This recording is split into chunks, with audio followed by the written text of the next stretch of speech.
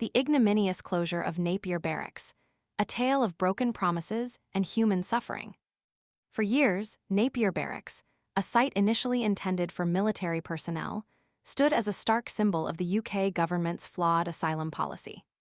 Opened in the tumultuous throes of the COVID-19 pandemic, this hastily repurposed facility became a notorious example of inadequate and inhumane treatment of asylum seekers, its legacy etched in controversy and hardship. Its impending closure in September 2025, quietly announced within a Home Office document submitted to Parliament's Cross-Party Home Affairs Committee, marks not a victory, but a belated acknowledgement of a catastrophic failure.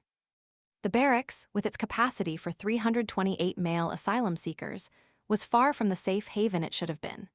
Instead, it became a breeding ground for disease and despair. The cramped dormitory-style living arrangements proved a perfect incubator for the spread of illness, culminating in a devastating COVID-19 outbreak in July 2021 that infected a staggering 197 individuals. This was merely the most visible manifestation of a deeper, systemic problem.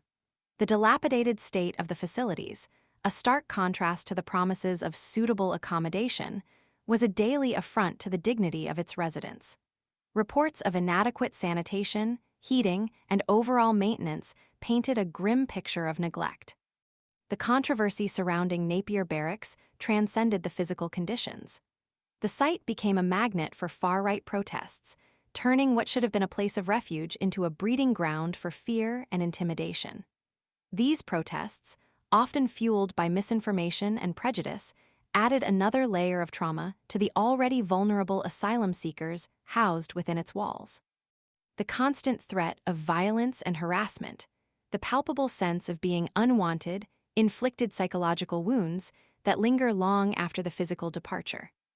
The High Court's 2021 ruling, which declared that Napier Barracks failed to meet even minimum standards, served as a damning indictment of the government's approach. The initial plan to house asylum seekers indefinitely was eventually modified to a 90-day limit, a measure intended to mitigate the severity of the situation, but ultimately offering little solace to those enduring the harsh realities of life within the barracks. Even this temporary reprieve was a testament to the inadequacy of the initial planning. The Napier Barracks saga is not an isolated incident. It's part of a broader pattern of failures within the UK's asylum system. The millions spent on acquiring North Eye in Bexhill, East Sussex, a site ultimately deemed unsuitable, represents a gross misuse of public funds, a stark example of flawed decision-making and a lack of accountability. Similarly, the Bibi Stockholm, a barge initially touted as a solution, swiftly became another symbol of failure, marred by a suspected suicide and a Legionella scare that led to its evacuation. These events underscore a pervasive lack of foresight and planning, a pattern that has consistently prioritized cost-cutting over the well-being of vulnerable individuals. The only remaining operational site, Wethersfield, a remote military base in Essex, continues to operate without a confirmed closure date. This site, too, has faced legal challenges, with a recent High Court ruling finding that 3 asylum seekers were accommodated there unlawfully. While the judge sided with the Home Office on most broader aspects of the case, this finding further highlights the systemic issues plaguing the government's asylum accommodation strategy. The closure of Napier Barracks, while welcome, provides little comfort. It represents not a solution, but the end of one chapter in a continuing saga of human rights violations and policy failures. The experience of those housed within its walls, the fear, the uncertainty, the indignity, serves as a powerful indictment of a system that has prioritized expediency and cost-cutting over the basic human rights and dignity of asylum seekers. The true measure of success will not be found in the closure of Napier Barracks, but in the implementation of humane and effective policies that prioritize the well-being and safety of those seeking refuge within the UK.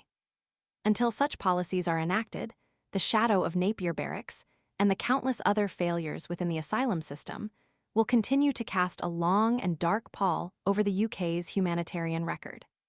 The lessons learned, or rather, the lessons yet to be learned, from Napier Barracks must be enshrined in a complete overhaul of the asylum accommodation system, a system that prioritizes human dignity and the fundamental rights of those fleeing persecution and seeking a safe haven. The failure to learn from this experience would be an unforgivable betrayal of basic human decency and a profound indictment of the nation's moral compass.